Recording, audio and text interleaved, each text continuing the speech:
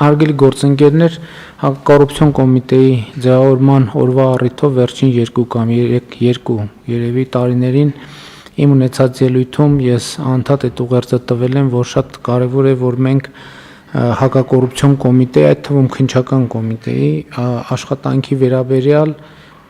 ունենանք ելքի մասին որոշակի պատկերացումներ, որովհետև ինչ նկատի ունեմ, որ մեզ պետք են հստակ ցուցիչներ, այդ թվում արտահայտված կառավարությանը ներկայացվող հաղորդման մեջ, որովհետև գիտեք, որ օրենսդրությամբ թե քննչական կոմիտեն, թե հակակոռուպցիոն կոմիտեն տարեկան գործունեության արդյունքով հաղորդում է ներկայացնում կառավարությանը եւ վերջին անգամ, որ այդ հաղորդումը ես ստացել եմ, նաեւ այդ հաղորդումը մակագրությամբ վերադարձրել եմ, խնդրելով լրացնել տվյալով, թե հակակոռուպցիոն կոմիտեի դատարան ուղարկված գործերի ծավալը ինչպիսին է եւ ինչ ծավալը, որ ավարտվել է դատավճռով, օրինական ուժի մեջ մտած դատավճռով, ինչքանն են մեղադրական, ինչքանն են արդարացման, սա շատ կարևոր ցուցիչ է, որովհետեւ երբեմն այդ հաշվետվություններում ավանդաբար ասվում է, որ եւ քննչական կոմիտեում եւ հակակոռուպցիոն կոմիտեում հարուցվել է այսքան քրեական գործ։ Քրեական գործի հարուցման մեջ ոչ մի այտենց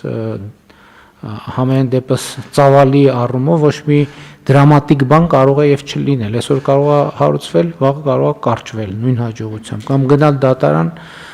ավարտվել արդարացմամբ։ Այսինքն մեզ պետք է արձանագրել քրեական գործերի հարուցման հետ ինչ է տեղի ունեցել։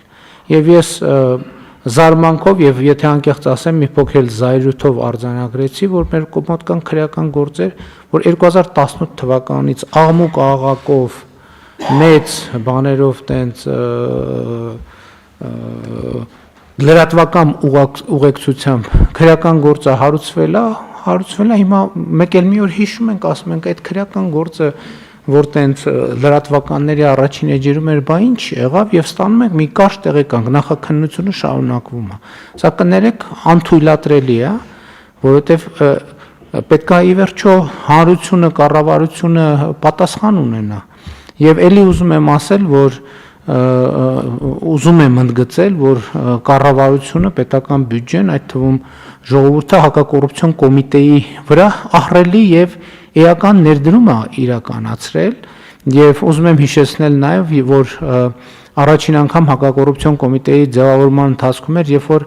աշխատավարձերի այդպիսի բարձր մակարդակ սահմանվեց, այն ակնկալիքով, որ կառավարության քաղաքական կամքը հակակոռուպցիոն քաղաքականության եւ պայքարի առումով ինչ որ ավելի ինստիտուցիոնալ կարտահայտվի, բայց ցավով պիտի արձանագրեմ, դա կապված չի իհարկե միայն հակակոռուպցիոն կոմիտեի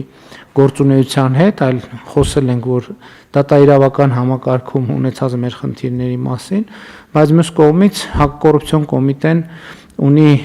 շատ կարևոր դերակատարում մեր պատմության մեջ չկներեք, նախկինում եղել է։ Այսօր ըստ էության հակակոռուպցիոն կոմիտեն նաև ունի օպերատիվ ստորաբաժանում եւ մենք ակնկալում ենք, որ հակակոռուպցիոն պայքարը շատ ավելի էֆեկտիվ կլինի եւ ելի եմ ասում, դա ընդհանրապես անթույլատրելի է, որ կարա լինի դեպք, որ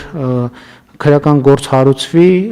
դրվի դարակում ու մեկ էլ այդ քրեական գործի մասին հիշենք 5, 6, 7, 8, 9, 10, 11, 12 տարի հետո, ասենք, բա ինչ եղավ այդ գործը եւ պարզվի, որ այդ գործի նախաքննությունը շարունակվում է եւ սա կարծում եմ եւ պարոն Նահապետյան, ձեզ հետ էլ ենք քննարկել այդ հարցը, որ դա ուղղակի անընդունելի մոտեցում է եւ կարծում եմ քննչական կոմիտեի դեպքում էլ ցավոք նման իրադրություններ կամ դրան նմանվող իրադրություններ ունենք եւ մենք պետքա բացառենք սա եւ այստեղից նաեւ մեր աշխատանքի արդյունավետության ցուցիչների մասին պատկերացումները պետք է փոխենք եւ հաշվետվողականության ավելի տեսանելի բանաձևերով պետք է ներկայանանք հանրությանը։ Խնդրեմ հարգելի գործընկերներ, ինչ հարցեր, դիտարկումներ Եվ էլի ուզում եմ նաև հաջորդ թեմային էլ անդրադառնամ, այդ նույն տրամաբանությամբ Իմիջայլոց նախկինում խոսել ենք այդ թվում կառավարության նիստերին տարբեր առիթներով մենք օրինակ շատ հակված ենք, որ հակակոռուպցիոն շատ ուժեղ վերահսկողություն իրականացվի նաև կառավարության պետական մարմինների ընթացիկ գործունեության հետ կապված, բայց երբեմն այս նույն իրադրությունը պատահում է, երբ մենք պետական գերատեսչություններից ստանում ենք այսպիսի ազդակներ, որ ըստ էության այդ քրեական գործերով ոչ մի բան տեղի չի ունենում, բայց դրանցով օրինակ նախագծերի իրականացումն է խոչընդոտվում։ Դե ես իրականում 1, 2, 3 ոչ մի ռեակցիա չեմ տալիս, որովհետև համարելով, որ դե եթե կա փաստ, պետք է գործ հարուցվի եւ քննվի,